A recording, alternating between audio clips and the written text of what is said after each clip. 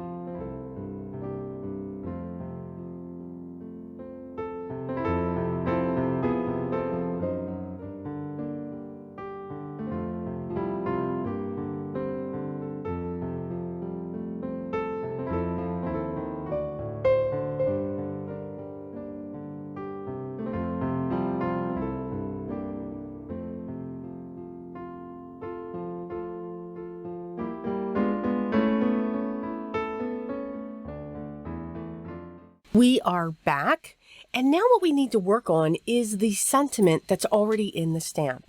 I am pulling out my Emboss It pen, and it's the bullet nib, and I am simply tracing where it is stamped from the Ink on 3 fade out, and I'm just going over that with the Emboss It pen, and I'm just following those lines. So it's not my handwriting, I'm following theirs, and then I'm going to pull out my gold embossing powder and heat emboss that.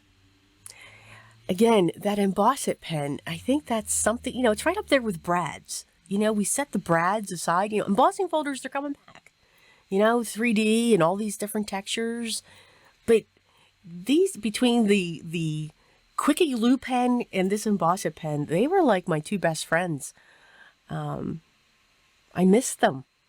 So they have a lot of potential, a lot of ways that you can add to your cards.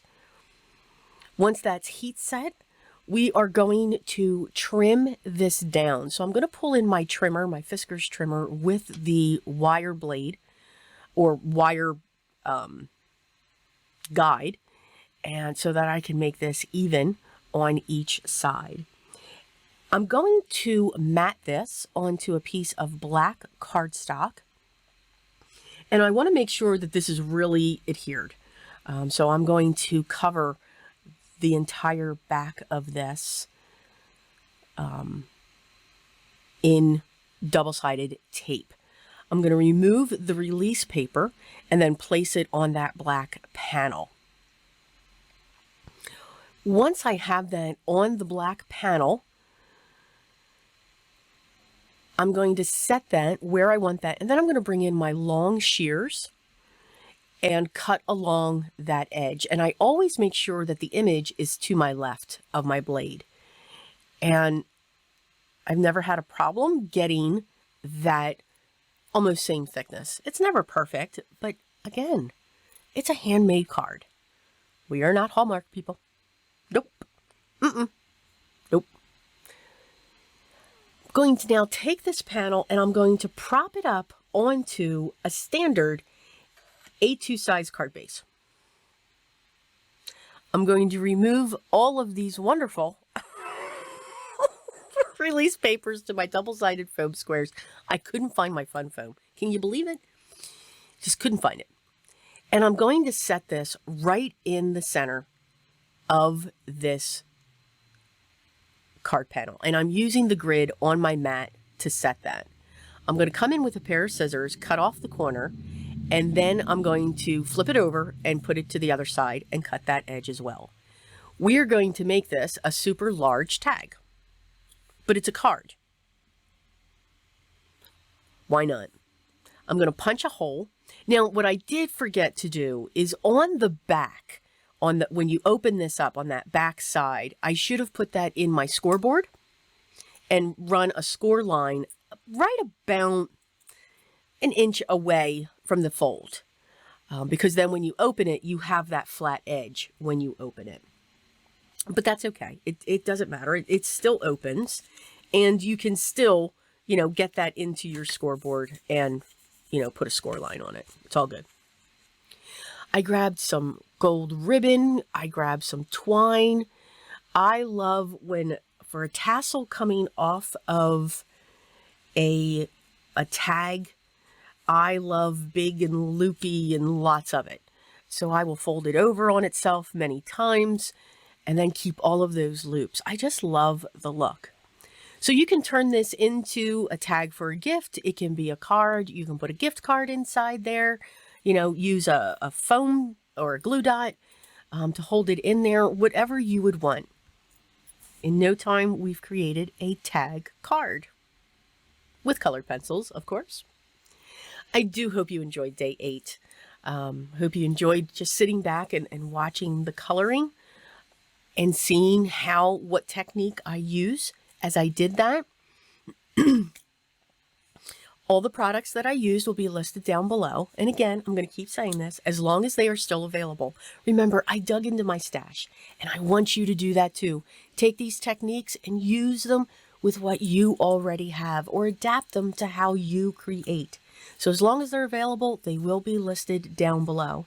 If you have any questions, make sure you leave those down below as well, and I'll get back to you as soon as I can. If you haven't already, hit that subscribe button and the thumbs up. But if you just came here to stop by to watch the video, I appreciate that too, and I say thank you. Have fun, guys. We are getting closer to the end. We are getting closer to the holidays. So even more, I say, always remember, be creative. And I'll see you at day 9. Till then.